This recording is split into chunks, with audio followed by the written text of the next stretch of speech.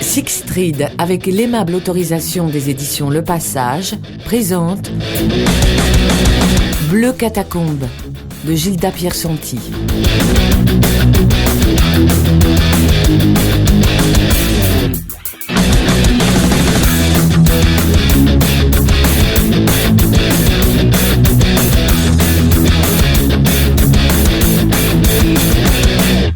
La porte. La sœur bénédictine répétait ces mots 50 fois par jour, depuis que les catacombes étaient devenues le refuge de caravanes entières de touristes en quête d'air frais. Pamela entra.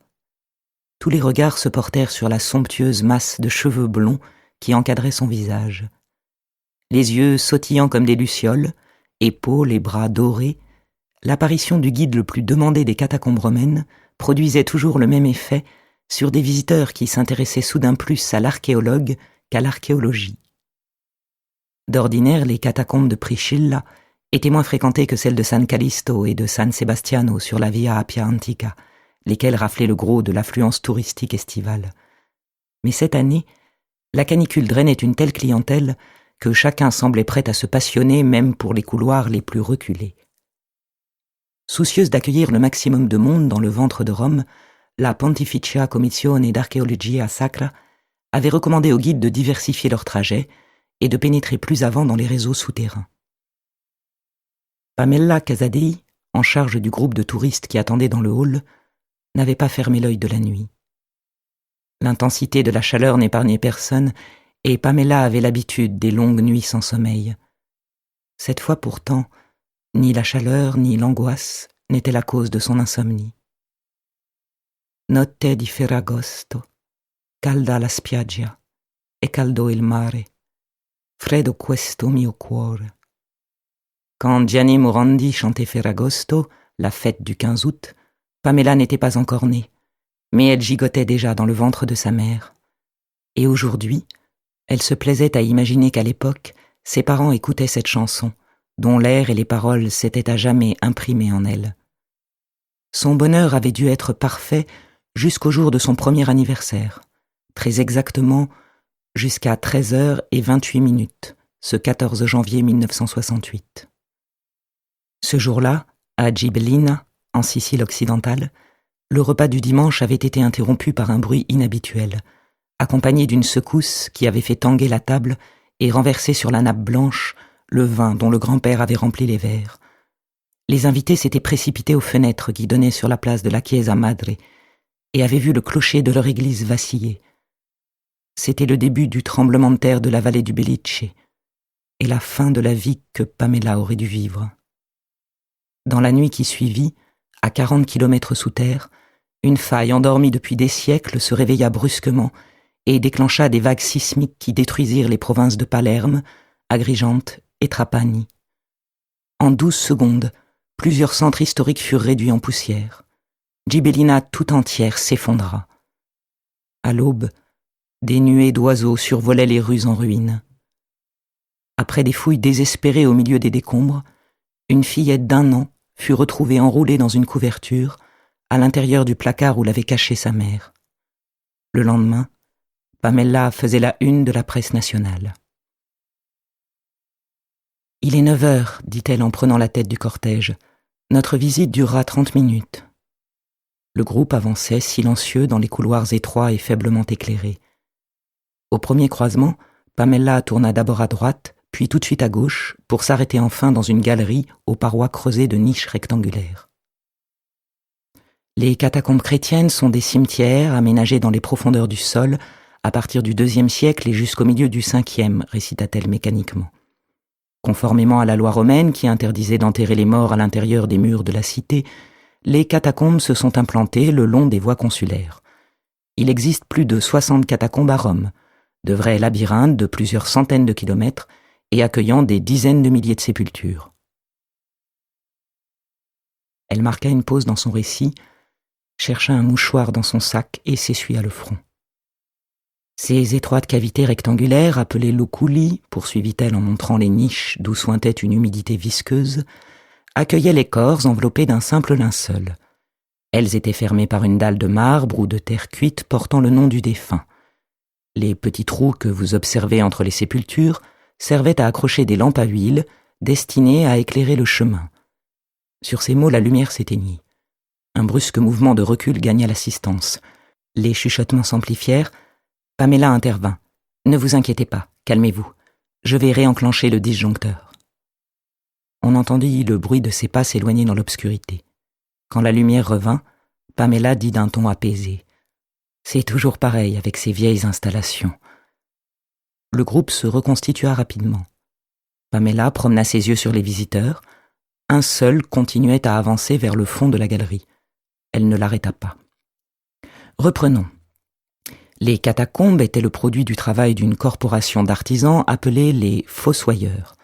Munis de pioches, de pelles et de massues, ils creusaient une galerie après l'autre à la lueur de leurs lampes. Ils amassaient la terre dans des sacs qu'ils déchargeaient ensuite à l'extérieur en utilisant des conduits percés dans la voûte. Ces conduits remontaient jusqu'à la surface et permettaient ainsi d'assurer la ventilation et l'éclairage. Du fond de la galerie, le plaisantin qui s'y était aventuré s'esclaffa. « Un nouveau fossoyeur a oublié de remonter son sac de terre. » Mais son rire fut bref, brisé par un cri qui résonna dans les longs couloirs souterrains. Le groupe se figea, puis quelques visiteurs commencèrent à s'approcher prudemment d'un petit sac de jute. À l'intérieur du sac, sur un coussin ensanglanté, reposait une tête d'homme coupé.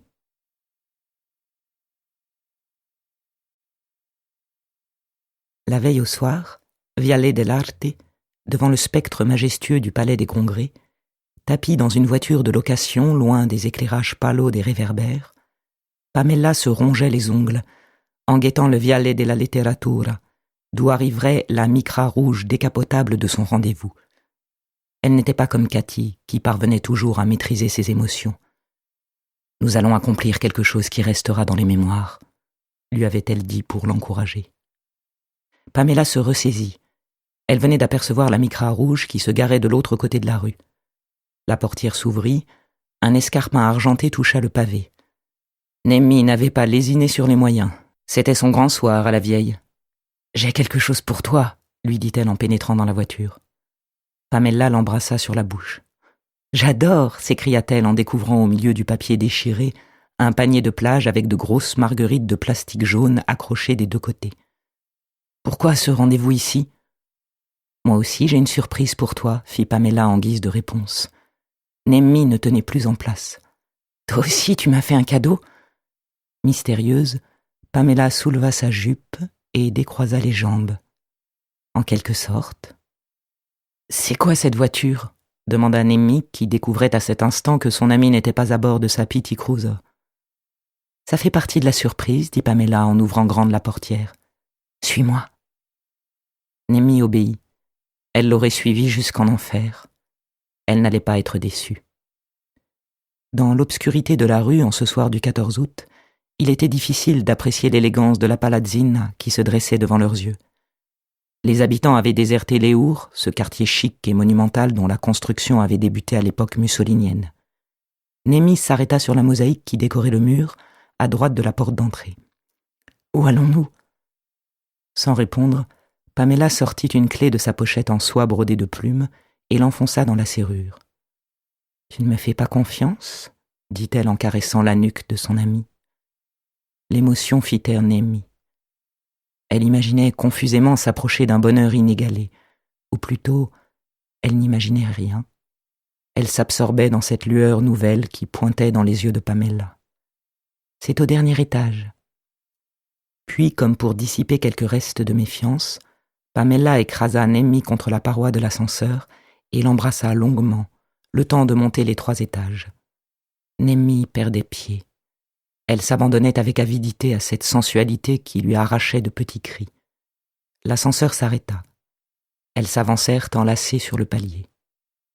La porte s'ouvrit sur une profusion de lustres et de miroirs, mais l'image qui surgit éblouit Nemmi plus que la lumière. Jamais elle n'avait rencontré une beauté pareille à l'apparition qui les invitait à entrer. « Je te présente Cathy » dit Pamela. Les yeux aimantés par la chevelure rousse et bouclée de l'inconnu, Nemmi s'aventura dans une pièce luxueuse, grande ouverte sur la nuit romaine. Abasourdie, incapable de prononcer le moindre mot, elle suivit l'ondoiement des hanches de Cathy, qui se dirigea vers la porte-fenêtre et d'un geste adroit baissa les volets roulants. Nemmi se raidit. Elle sentait le piège. « Où sommes-nous » demanda-t-elle. « Tu ne trouves pas ce lieu à la hauteur de tes rêves ?»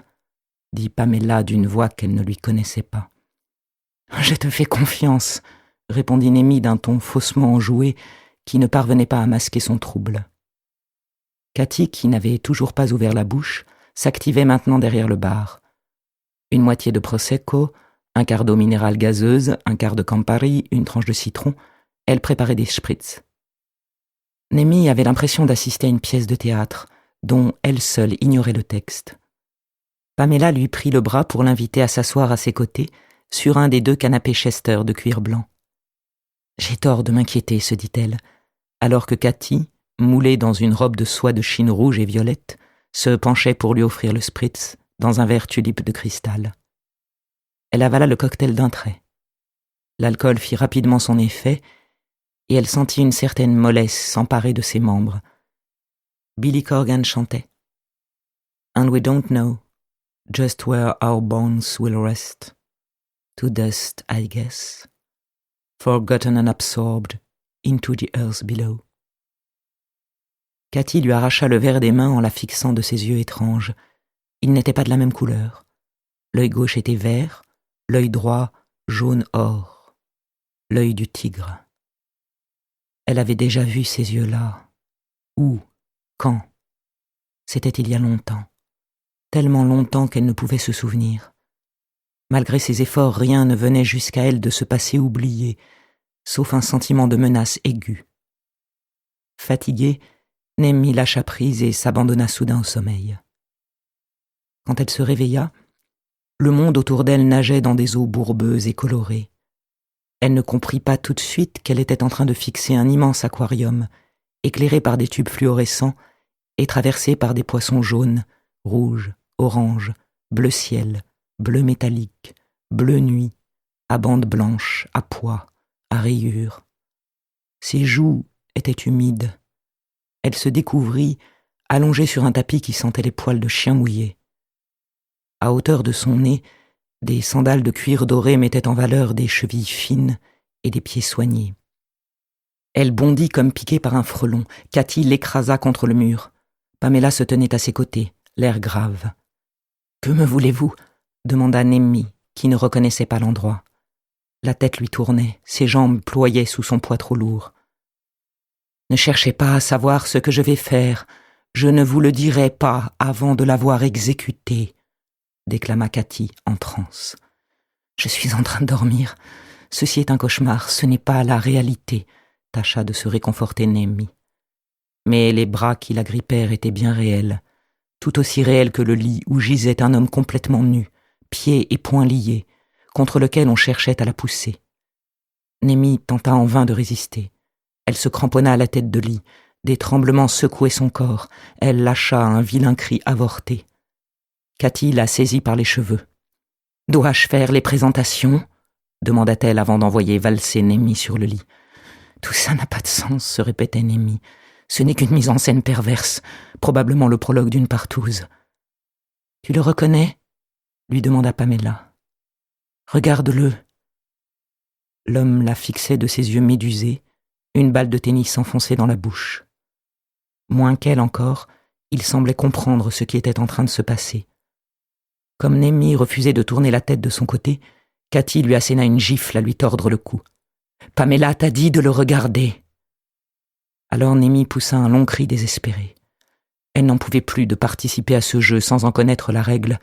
Elle aurait voulu s'échapper de cet appartement lugubre, retrouver sa vie à elle, retourner à la maison, remonter le temps et se réveiller dans sa chambre où le soleil se levait tous les matins à la même heure. Mais elle avait dû s'égarer. Elle ne retrouvait plus son chemin. Et cette garce qui l'attrapait par les cheveux, que lui voulait-elle ? Cathy avança sa main jusqu'à lui couvrir le visage. L'horizon de Nemmi se rétrécit brutalement et fut réduit à la balle jaune qu'on venait de lui placer entre les dents. Elle sentit qu'elle perdait de nouveau connaissance. Seule la douleur la rattachait encore à la réalité. Que lui avait-on fait boire ? Bientôt, elle n'eut plus la force de faire barrage à l'engourdissement qui la submergeait. Avant de sombrer, Nemmi se dit qu'elle mourrait étouffée, la veille de Ferragosto, par une soirée de canicule. Mais elle se trompait. Elle ne mourrait pas tout de suite. Elle venait seulement d'atteindre ce moment de la pièce où aucune décision ne dépendrait désormais de sa volonté.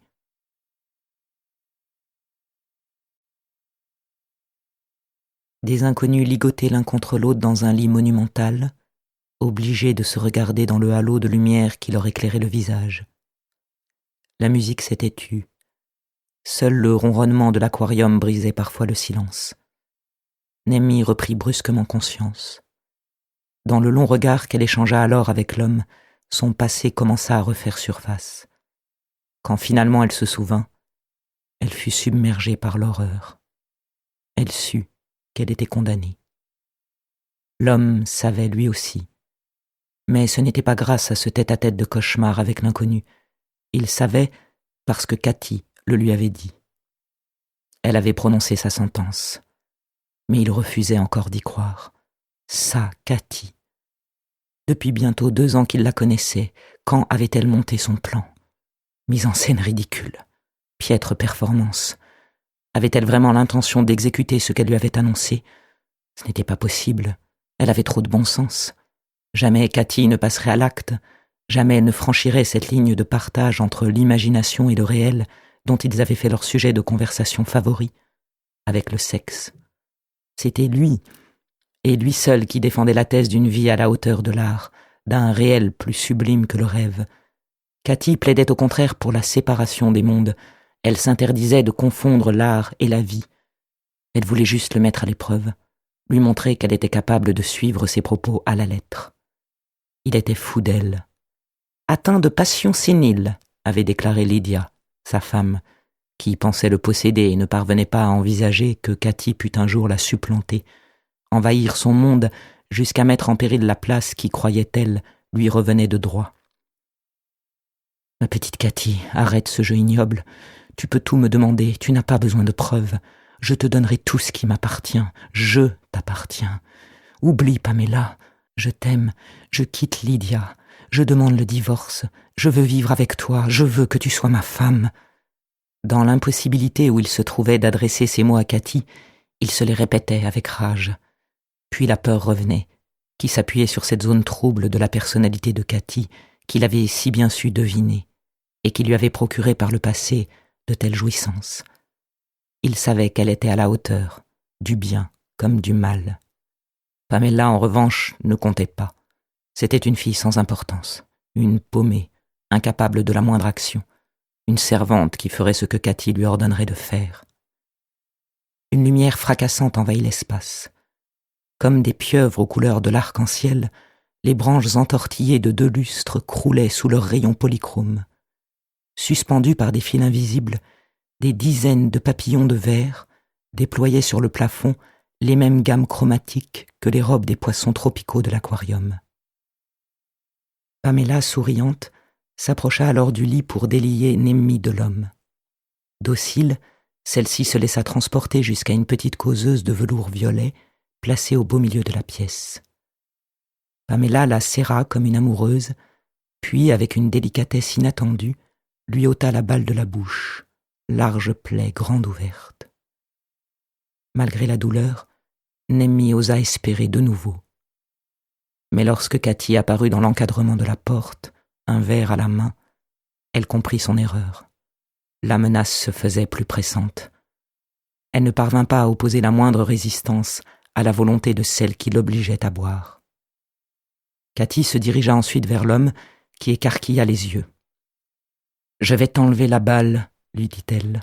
« Je te déconseille de crier. » Nemmi la vit déposer au pied du lit un présentoir en bois sur lequel était placée une sorte de yatagan de théâtre dans son fourreau. « Cette fille est follement perverse, pensa-t-elle. Si ça se trouve, tout ça finira en une mémorable orgie. » Un long murmure de souffrance s'échappa de l'homme. Cathy posa la balle comme une pomme sur la table de chevet. « Maintenant tu vas boire mon élixir d'amour, » lui susurra-t-elle. Elle l'aida à s'asseoir et approcha la boisson de ses lèvres. Il vida le verre goulûment, la regardant comme un lapin piégé. Il mourait de soif, avait perdu la notion du temps, était incapable de parler. Il put simplement articuler dans un souffle « Cathy !»« Judith !» répondit-elle en se dressant face à lui. Elle posa le verre vide sur la table de nuit, à côté de la balle, saisit l'homme par les cheveux et fit pencher sa tête hors du lit. Elle ramassa ensuite le sabre, le sortit délicatement de son fourreau, l'empoigna des 2 mains et d'une force magistrale frappa l'homme au cou à 2 reprises. La tête se détacha et roula jusqu'aux pieds de Némi.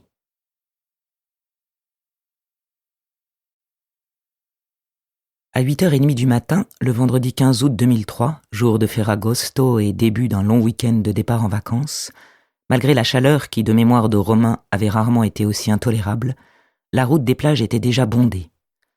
Paolo et Mariella avaient prévu de partir plus tôt que les autres, mais ils furent bientôt obligés de constater que tout le monde avait pris la même précaution. Précaution générale, vie infernale, se dit Mariella avant de fermer les yeux, alors que la moto slalomait habilement entre les voitures. Assise sous un parasol, elle étalait maintenant d'épaisses couches de crème sur ses cuisses déjà bronzées, au son d'une vieille chanson de Gino Paoli. Sapore di sale, sapore di mare, un gusto un po' amoro di cose perdute. Goût de sel, goût de mer, goût un peu amer de choses perdues. C'était le premier été de toute l'histoire de la criminelle où tant de policiers avaient pu prendre leurs congés annuels en même temps. Ses collègues les plus méfiants, redoutant les urgences et les rappels de dernière minute, étaient partis aussi loin que possible. Mariella, elle, ne quitterait pas Rome pendant le mois d'août, puisque Paolo avait coutume d'y passer ses vacances. Tous les matins, comme tant d'autres Romains, il dévalait la Via del Mare jusqu'à la place Ancomarcio du Lido d'Osti, à une 30aine de kilomètres de Rome, où Paolo faisait halte pour manger son krapfen chaud au bar qui se trouvait sous les portiques. Sur le mur du café, une pancarte informait les clients que les krapfen, toujours chauds, étaient la spécialité de la maison. Mais la vraie spécialité, c'était surtout la machine qui campait sur le comptoir. Un cube en verre contenant de petites étagères mobiles en inox disposées en quinconce, reliées à la cuisine par un câble qui traversait l'œil de bœuf ouvert dans le mur et sur lequel était suspendue une petite nacelle. Depuis la cuisine, le beignet était chargé sur la nacelle qui se déplaçait lentement vers le cube, au-dessus duquel elle lâchait le beignet qui rebondissait de droite à gauche sur les petites étagères mobiles jusqu'à se noyer dans une mer de sucre glace. Mariella aimait assister à ce spectacle qui procurait à Paolo les mêmes joies qu'au temps de son enfance. Allongée sur une serviette à rayures blanches et bleues, les yeux fermés, elle s'amusait à suivre mentalement chacun des gestes du rituel de l'arrivée à la plage que Paolo était en train d'accomplir. Elle n'avait plus souvenir de ses réserves envers lui. Les doutes et les questions s'étaient évaporés. Depuis le début de l'été, elle consommait aussi beaucoup moins de café, car elle le détestait froid, comme on le servait d'office dans les bars en cette saison hors du commun. Elle se représentait Paolo accoudé au comptoir du Stabilimento Cursale, en train de vider son 2e verre de thé glacé. Tout le monde le connaissait au Cursale, depuis qu'il était tout petit. Tout le monde connaissait aussi ses anciennes copines qu'il avait dû amener à la plage chaque été. Elle s'en moquait. Il tempo è nei giorni che passano pigri e lasciano in bocca il gusto del sale. Le temps est dans les jours qui coulent paresseux et laissent dans la bouche le goût du sel. Les yeux toujours fermés, Mariella suivait marche après marche les pieds bronzés qu'elle avait embrassés durant la nuit et attendait que Paolo, arrivé au 4e tremplin, tout en haut du plongeoir de la piscine olympique du Cursale, se prépare pour un saut de 10 mètres. Ti butti nell'acqua e mi lasci a guardarti e rimango da solo nella sabbia e nel sol. Tu te jettes à l'eau et me laisses te regarder, et je reste seule dans le sable et le soleil. Elle imaginait maintenant Paolo courir vers leur parasol pour s'allonger à côté d'elle. Poi torni vicino e ti lasci cadere, così nella sabbia e nelle mie braccia, e mentre ti bacio sapore di sale, sapore di mare, sapore di te. Ensuite tu reviens et te laisses tomber, ainsi, sur le sable et dans mes bras, et pendant que je t'embrasse, goût de sel, goût de mer, goût de toi. Mariella ouvrit les yeux. Elle se rendit compte qu'elle était seule. Elle se releva et chercha Paolo tout en haut du magnifique plongeoir en forme de hache de couleur turquoise inscrit dans un cercle rouge, étendard du Stabilimento Cursal et symbole de tout le Lido à l'âge d'or des années 50 et 60. Ne reconnaissant pas sa silhouette parmi les nageurs qui attendaient pour plonger, elle se mit à scruter la surface du bassin. Qu'avait-elle à s'affoler dès qu'il disparaissait de sa vue? L'excès de ses sentiments l'exaspérait, bien qu'elle prît soin de le dissimuler à Paolo. Elle s'obligea à s'allonger de nouveau sous le parasol. Elle aperçut alors la dame au maillot jaune qui rentrait de sa promenade matinale le long de la plage. Comme chaque jour au mois d'août, un foulard sur la tête et une bouteille d'eau à la main, elle partait du côté du Lungomare Duilio, traversait les établissements de bord de mer remarquablement dessinés dans le goût rationaliste, comme la Vecchia Pineta, le Tibidabo ou le Plinius, puis faisait demi-tour pour entamer sa journée au Cursal. Habituellement, elle venait avec une femme un peu plus âgée, probablement une amie, qui ne l'accompagnait pas dans sa promenade et l'attendait assise sous un parasol. Mariella ne l'avait pas vue à la plage ce matin. La chaleur en décourageait plus d'un. Elle suivit du regard la dame au maillot jaune jusqu'à sa cabine. Ses fesses et ses cuisses étaient musclées pour son âge. Encore une qui devait s'épuiser dans les salles de sport. Puis elle tourna la tête du côté de la piscine, cherchant de nouveau Paolo des yeux. À cet instant, un cri épouvantable envahit la plage qui la fit se dresser d'un bond. Bras levés, la dame au maillot jaune s'enfuyait de sa cabine grande ouverte comme une ménade en délire.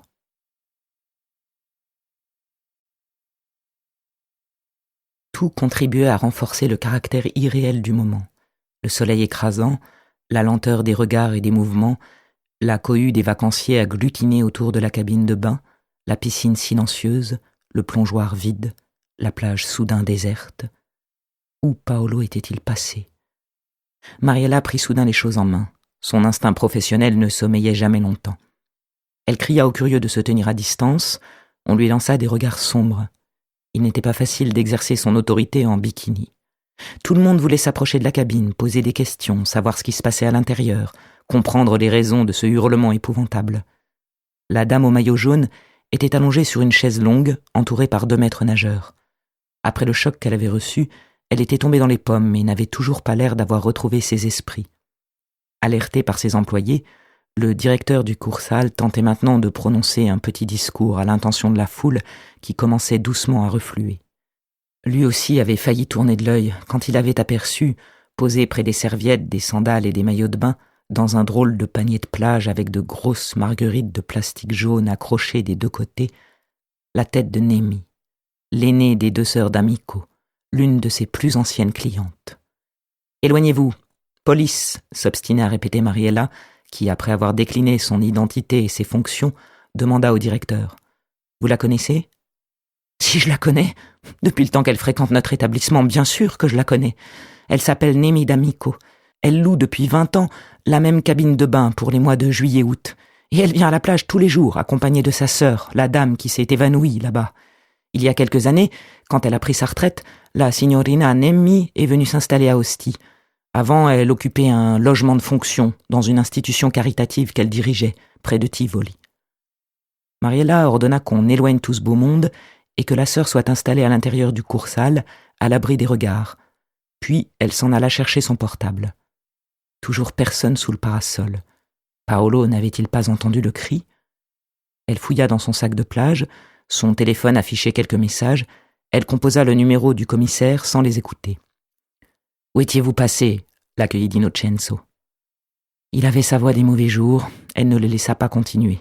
« Je suis à Ostie. J'ai trouvé une tête de femme dans un panier de plage à l'intérieur d'une cabine de bain du Cursal. Et je vous préviens tout de suite, je n'ai pas bu depuis hier soir, je n'ai pas non plus attrapé de coup de soleil et je déteste ce genre de blague. » Silence pesant à l'autre bout du fil. « Patron, vous m'avez entendu ? Une tête coupée dans une cabine. »« J'ai entendu, » répondit le commissaire. « C'est tout ce que ça vous fait ? » « De Luca, continua-t-il de sa voix caverneuse. « De Luca, vous vous répétez, patron. Inspecteur des Loca, se ressaisit d'Innocenzo. Vos vacances, vous pouvez mettre une croix dessus. Nouveau silence. Mariella scruta le plongeoir d'où les nageurs reprenaient leur envol. Toujours pas l'ombre de Paolo. Après ce que je viens de voir, ça me paraît en effet compromis. Et ce que vous n'avez pas encore vu, des Loca. Nous aussi, nous avons trouvé une tête coupée. Où ça ? eut-elle l'aplomb de demander. Des frissons parcouraient son corps brûlé par le soleil. Dans une galerie des catacombes de Priscilla, ce matin, à 9h10. La tête de qui ? insista-t-elle sans lâcher la moindre émotion. Vous, au moins, vous ne perdez pas la vôtre. Nous ne connaissons pas encore son identité. Enfin, nous ne savons pas encore à qui appartient la tête. Bien sûr, si nous pouvions retrouver le reste assez rapidement, la tête du Coursal est celle d'une certaine Nemi d'Amico, dont la sœur nous en dira un peu plus, j'espère, quand elle aura retrouvé ses esprits. Pour l'instant, elle est encore sous le choc. C'est elle qui a découvert la tête. Je me demande si je dois vous rejoindre ou si c'est vous qui devez me rejoindre. Je n'ai plus personne ici. Genovese est allé visiter les catacombes, mais il doit prendre un avion ce soir. Il part au Cambodge avec toute sa famille. En principe, à cette heure-ci, il devrait déjà être en vacances. Casentini n'est plus joignable depuis vendredi. Heureusement, vous, j'ai réussi à vous attraper. J'ai aussi prévenu Di Santo. Elle doit revenir à Rome en fin de journée. Elle faisait équipe depuis quelques mois, et Mariella n'était pas mécontente de cette collaboration, malgré l'entêtement et la brusquerie dont Silvia faisait parfois preuve. C'était elle qui l'avait formée. 2 ans plus tôt, la jeune Silvia Di Santo avait été sa stagiaire à la brigade.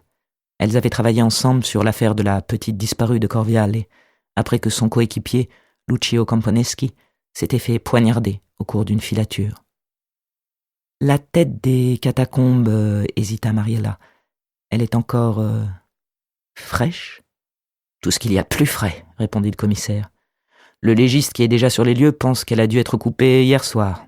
C'est un nouveau. Le docteur Lamberti est en vacances lui aussi. Je fais le nécessaire ici.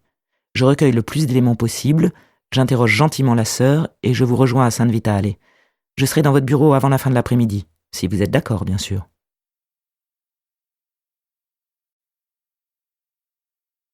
Mariella avait attendu l'arrivée des collègues du commissariat d'Ostie, du légiste péniblement sorti de son repère estival, des techniciens de scène de crime qui venaient tout juste de débuter leur relevé. On avait commencé à fouiller le sable du Coursal centimètre par centimètre. Les recherches continueraient dans tous les établissements de bord de mer, on explorerait des kilomètres de plage à la recherche d'un corps décapité. Le légiste hésitait sur l'arme du crime. La coupe était assez nette, mais il n'avait encore jamais vu de gorge tranchée. À force de tact, de supplications et surtout de boissons glacées gracieusement offertes par l'établissement, le directeur du Coursal avait réussi à plaider auprès de la police la cause de sa clientèle, qui put ainsi bénéficier d'une discrétion peu ordinaire de la part des forces de l'ordre. Un barrage fut néanmoins installé sur un périmètre assez large autour de la cabine de bain concernée par les investigations. Après le départ du substitut, un jeune juge que Mariella n'avait jamais rencontré auparavant, la tête et le panier aux marguerites jaunes, ainsi que tous les autres indices récoltés par les techniciens de scène de crime, partirent à l'Institut médico-légal. Mieux valait accélérer les délais de transport, la chaleur excessive favorisant cruellement la décomposition. Le légiste promit d'analyser la coupe dans le détail, afin d'essayer de déterminer quelle était l'arme du crime, si la victime était vivante ou morte au moment où on lui avait tranché la gorge, si le meurtre avait été perpétré par un seul individu ou par plusieurs, et combien de temps avait pris la décollation. Enfin, les inspecteurs laissèrent Mariella seule dans le restaurant encore fermé, où ils avaient installé la sœur de la victime. Pour l'instant, les ordres du docteur Cardona, qui dirigeait le commissariat d'Ostie et s'était entendu par téléphone avec le commissaire d'Innocenzo, étaient de laisser agir à sa guise la collègue de la criminelle. Les 2 femmes s'étaient réfugiées dans un coin de la magnifique salle circulaire, aux parois entièrement vitrées et à la voûte nervurée en forme de champignon, soutenue par un unique pilier central. Rosa D'Amico ne cessait de sangloter devant un 2e jus d'orange à la vodka glacée. « Il y a eu quelque chose d'insolite », déclara-t-elle après avoir vidé son verre.